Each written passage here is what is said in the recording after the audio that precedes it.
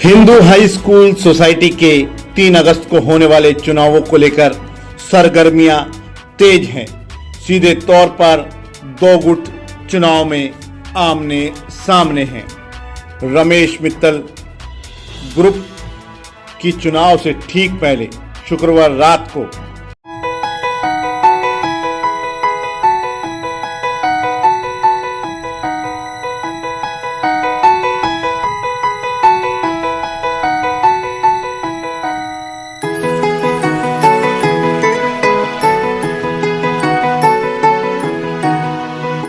Sector 3 स्थित गणेश लाल धर्मशाला में बैठक हुई और बैठक के माध्यम से इस ग्रुप ने अपनी ताकत भी दिखाई।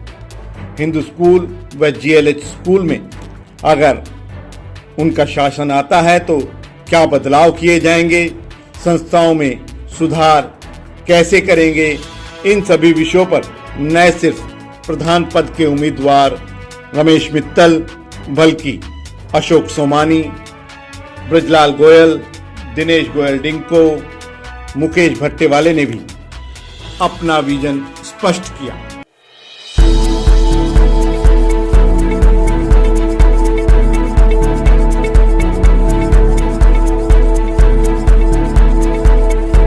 हमारा मीटिंग बुलाने का मकसद था मतदाताओं को अपने विजन से, अपनी बात से अवगत कराना था। दोनों शिक्षण संस्थान गढ़ीबोलनी रोड और मॉडल टाउन दोनों प्राइम लोकेशन पर हैं शहर की। इससे प्राइम लोकेशन पे कोई भी शिक्षण संस्थान नहीं है। शिक्षा के स्तर में बहुत ज़्यादा सुधार की आवश्यकता है। इस विजन के साथ हम आगे आए हैं और अपनी जो कर्मठ टीम है इसमें एजुकेशनिस्ट हैं और पुराने एजुकेशन संस्थान से जुड़े हुए मेरे साथी हैं, शिक्षाविद हैं, प्रोफेशनल्स हैं। उनकी सहयोग से मुझे पूर्ण विश्वास है कि हम अपने मिशन पर कामयाब होंगे और शिक्षा के स्तर में सुधार होगा और उसी वजह से जो विद्यार्थियों की संख्या में भी सुधार होगा। ये हमारा एक मिशन और विजन। उसमें हमारे 3-4 पॉइंट हैं। एक तो पारदर्शिता। कोई भी कार्य चाहे वो इंस्ट्रक्शन से संबंधित है या आजीवन सदस्यता से संबंधित है, निर्माण से संबंधित है, अकाउंट से संबंधित है, अपॉइंटमेंट आदि से संबंधित है, उसमें पारदर्शिता होगी और मेरिट पे करेंगे। दूसरा हमारा समन्वय, जो हमारी 21 की कार्यकारिणी 20 जो चुन के आएंगे और 1 नॉमिनेटेड, उनका आपस में समन्वय होगा और 985 आजीवन सदस्यों की भागीदारी होगी। उनकी राय हम लेंगे और उनके राय के अनुरूप एक मत होकर कार्य करेंगे। इसके अलावा हम साल में 1 मीटिंग अवश्य बुलाएंगे जो सभी आजीवन सदस्यों उसमें जो है भागीदार रहेंगे और उनकी हम राय को एक आदर के रूप में लेंगे और उस पर हम कार्य करेंगे। दानदाताओं की जो है उनका हम आदर पूर्णता करेंगे। इस चीज़ के लिए हम प्रतिबद्ध हैं। शैक्षणिक सुधार हम इस स्तर तक अवश्य लाएंगे कि जो बच्चों का सर्वांगीण विकास के साथ साथ वो इस स्तर तक पहुंच सके कि किसी भी यूनिवर्सिटी या प्रोफेशनल कॉलेज में वो एडमिशन के लायक हो जाएं। और परिवर्तन के रूप में हम एक ये मुद्दा रखते हैं कि 2 टेन्योर से ज़्यादा कोई भी प्रधान आगे से नहीं बन पाएगा। इस तरह की हम संविधान में व्यवस्था करेंगे। एक बार उसको ड्रॉप अवश्य करना पड़ेगा और अपनी प्रॉपर्टी जो दोनों संस्थान की है उसका हम शैक्षणिक कार्य के लिए ही सिर्फ उपयोग में लाएंगे। वो ये था कि सभी साथी आपस में विचार विमर्श करें और आपने ये चेक किया होगा सब लोग जिस तरीके से बढ़ चढ़ कर हिस्सा ले रहे थे उससे आपस के विचार सामने आए। सभी ने अपने अपने विचार रखे। पंजाबी समुदाय से थे, बेशक वे माहौर समाज से थे, वे अग्रवाल समाज, कोई समाज की बात नहीं थी। सभी तरीके के लोग यहाँ पे इकट्ठे हुए और सबसे बड़ी बात जो थी, जहाँ तक विजन की बात है, वो तो समय समय पर जिस तरीके का चीज़ देखी जाएगी उस तरीके से स्कूल को आगे बढ़ाया जाता है। अपने विचार होते हैं कि भाई ये है और मेरे विचार से संस्था में हमेशा काम करने की ज़रूरत है। ऐसा नहीं है कि कहीं काम रुकता है, काम को जैसा जैसा हम आगे बढ़ाएंगे, हमारा भी लोगों ने जो विश्वास अगर किया है, आज इतना जन समूह जो यहाँ इकट्ठा है उसने विश्वास किया है, उनके विश्वास को नहीं तोड़ा जाए, इसलिए आप ये कार्य अच्छे प्रकार से करना चाहिए।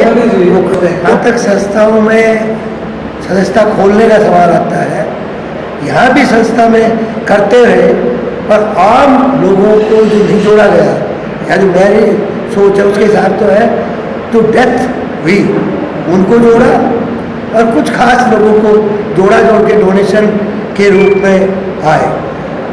तो जब अगर एक ये दिमाग में रहा, जहाँ तक मैं समझता हूँ, क्योंकि मैं हिंदू स्कूल के मैनेजमेंट से इतना कोई उसमें वो नहीं था, हम तो आपसे कमिटमेंट था तो खोलनी चाहिए।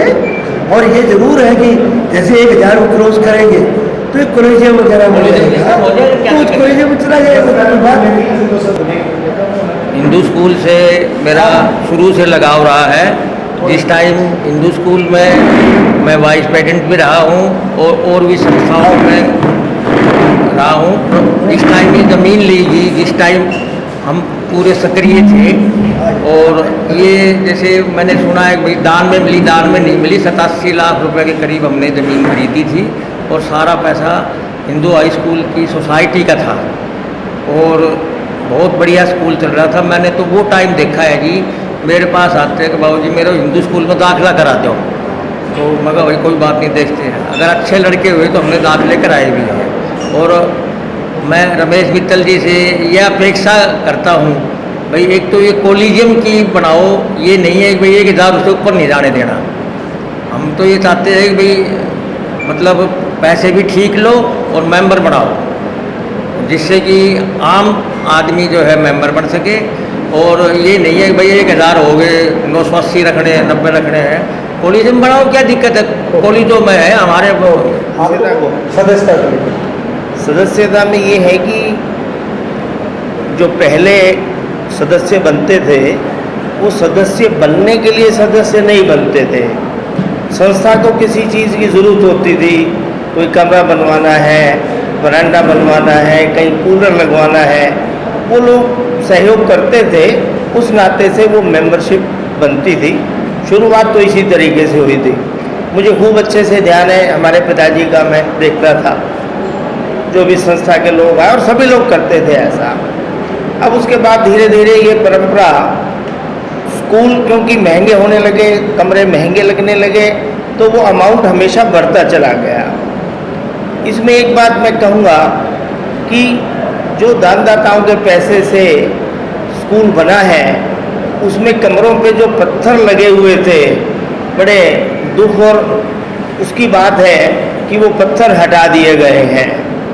दानदाताओं से लिया हुआ पैसा जिसका उन्होंने कमरे अपना बनवाया है, और आज आप उस कमरे में से पत्थर हटा रहे हैं, तो आगे आप किस मुंह से मांगेंगे। तो ये बात एक पीड़ादायक है। मैं अपनी जो हमारी मैनेजमेंट आएगी उसको ये अपील करूँगा और करवाने की इस बात की कोशिश करेंगे कि वो पत्थर लगने चाहिए। जैसे अभी रमेश मित्तल जी ने, सोमानी जी ने, भाई दिनेश ने, सब ने अपने अपने विचार बताए, और ये निश्चित रूप से सच बात है और सच होने जा रही है। बहुत अच्छे मार्जिन से हमारे सभी प्रत्याशी जीत निश्चित हम अपनी समझ रहे हैं होने वाली है। नया विजन, नई सोच के साथ ये टीम हमने बनाई है। जैसे सोमानी जी ने बताया, संस्थाओं में तो निरंतर निरंतर निरंतर काम करने की जरूरत होती है। रमेश मित्तल जी ने भी अपनी स्पीच में बताया, जितने भी प्रोफेशनल कोर्सेज हैं, हमारे पास जमीन, हमारे पास दानदाता, हमारे पास ऑलरेडी है, हमें उन्हें विज़न देना है। और विज़न हमने अपने मन में बनाया हुआ है, जो मॉडर्न शिक्षा की आज ज़रूरत है, जिससे यहाँ पे बच्चे आए, संस्था से जुड़े और शहर और संस्था का नाम रोशन करें। वो पूरा विज़न हमारे माइंड में रहे।